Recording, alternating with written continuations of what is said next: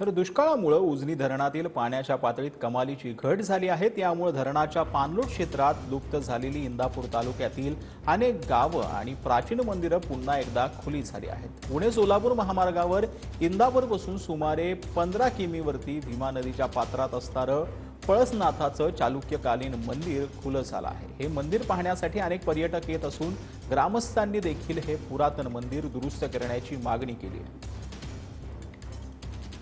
प्राचीन असं हेमाडपंथी मंदिर आहे। अशी मंदिरं क्वचितच बघायला मिळतात। काय सांगाल याबाबत? आज तुम्ही संपूर्ण कुटुंबासोबत आलाय का? कुटुंबासमवेतच आलो फिरायला।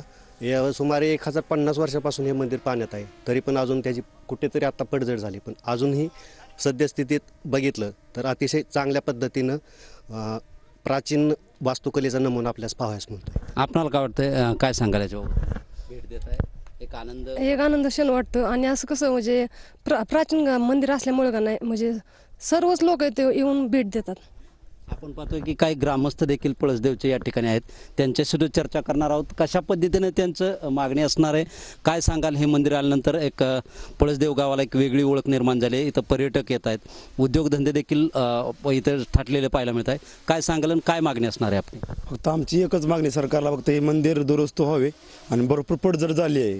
ह्या मंदिराला कोण सगळे भाविक येतात, फोटो काढून जातात। फक्त एक एवढंच माझं सांगणं आहे सरकारला, फक्त हे मंदिर कुठं दुरुस्त करा, एक ठेवा, अनमोल ठेवा आहे। असं मंदिर कुठंच बघायला मिळणार नाही। आणि जवळजवळ ही 1700 सालमधलं मंदिर आहे आणि जवळजवळ कंपल्सरी 48 वर्षापासून पाण्यात राहून नक्षीकाम आहे, असे बांधकाम आहे, असे चारही तटबंदी होती तशी पहिल्या थोडी दुरुस्ती करावं ही सरकारला माझी विनंती आहे। या मंदिराची ख्याती आम्ही दरवर्षी ऐकतोय।